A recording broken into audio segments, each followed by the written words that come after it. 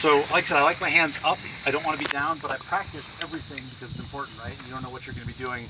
And there's a whole segment that I like to do in a more tactical class on surreptitious draws, which I think is one of the fortes of an appendix draw. But that's neither here nor there. We're talking about just pure performance at this point. So I'm going to have my hands up to start with. My support hand's going to the rear of the slide like we talked about. My strong hand is going to the gun. My hand forms the cup that it's going to be in as it gets to it. But if you've got a duty holster where you're not in full contact with the gun, I want to drive the most sensitive part of my hand to the biggest part of the gun. I don't want to try to grip the gun in space. I'm going to find the biggest part with the most sensitive part and descend on the gun. And that works just fine for this as well if you want to do that. I find that I have so much proprioception for the gun being in contact with my abdomen day in and day out. I can feel all the curves on it, right? I know where to go with my hand, and so the hand just goes here, no problem. That's not true for everybody. And when you're first learning it, there's definitely an advantage to finding the biggest part of the gun with the most sensitive part of your hand. I don't want to spend a lot of time on fine motor skills versus gross motor skills, right? But at this point in 2024, does anybody think there are any gross motor skills involved in shooting? Like, this might be a gross motor skill. That might be a gross motor skill.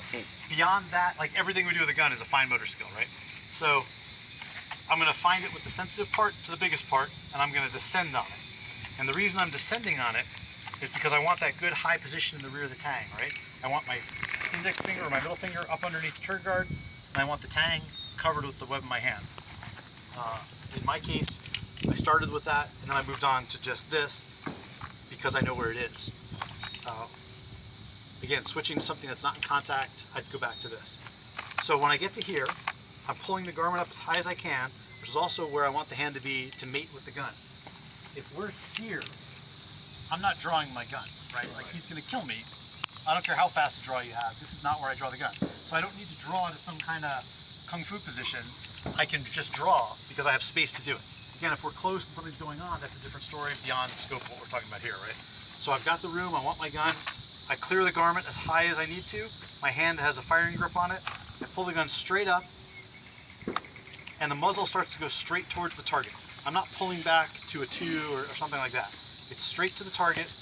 My hand, my support hand, opens up and meets my gun as close to my chest as I can get it. I'm not trying to force it unnaturally. I just don't want to meet out here. I want to meet close. Comes up, I drop my shirt, of course. My hand mates.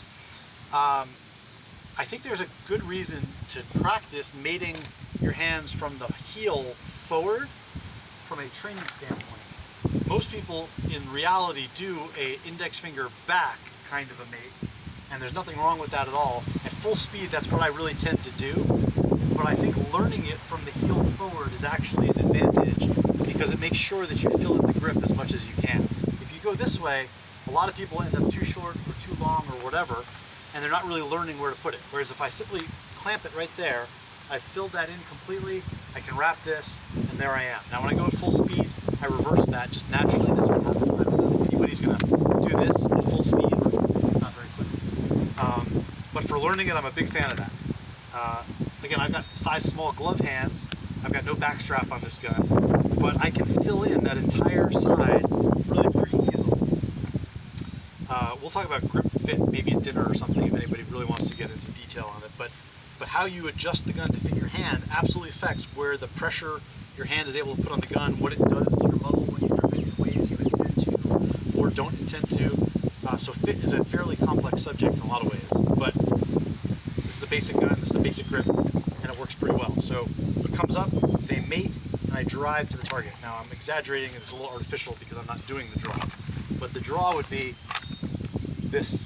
So the muzzle is never crossing my line and coming back down. I'm just going to go straight to the target, slack out. And so when I dry fire, that was an awkward draw. When I dry fire, I'm going to go sight picture and slack out. And that's my finished position, and that's what I'm happy with. I'm not trying to break the shot on a timer, it's sort of artificial. So just slack out, sight picture, good to go. And when I put it back, again, just hips forward, no problem. So both hands are moving at the same time.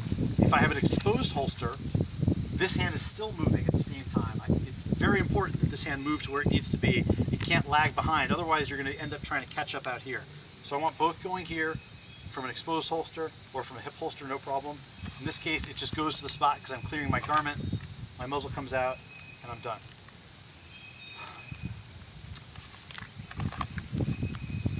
Simon, while you're collecting your thoughts, Yes. one grip fit, I probably switch guns more than many folks do, just based on reviews and stuff. As a data point, my preferred grip, and I've got extra large, glove hands, not a lot of meat, but a lot of length.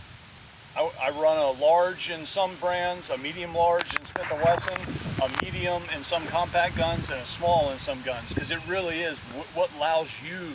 And I see a lot of guys just assume whatever their glove is, that's the backstrap they go to, and they never experiment. You may find that you actually shoot way better with something that sounds too big or too little for you. So you do kind of have to try them all. Yeah, absolutely. And different brand guns do it all differently, so it varies quite a bit. There was one point about this I wanted to cover here that I'm blanking on for a second, but it'll come to me. So first of all, trigger finger, of course, high enough, and I like a hard index on the slide as high as I can get. I am pushing into the gun at this point. I don't want to hover, I don't want to be near that. I want it to be as high up as it can be, and it doesn't change until my muzzle starts to go towards the target, and then I'll take up the slack and drive in.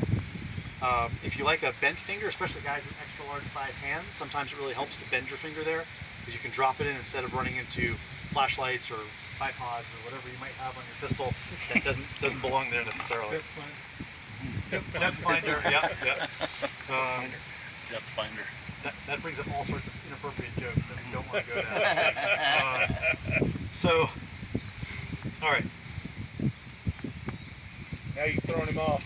No. There was one other point I had before I threw myself off about it, which I do all the time, and it'll come back to me at some point. So, any questions on draw for what we're talking about now? Oh, I'm sorry.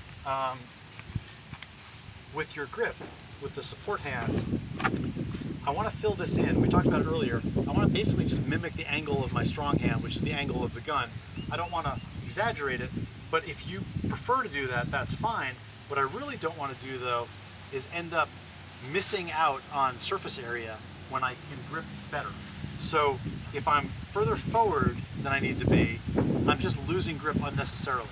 If I can fill in all of this, and this is why I like to learn it from back to front, is that I can get as much as I can get given my hand size and grip space, and I can't get any more, and I don't want any less.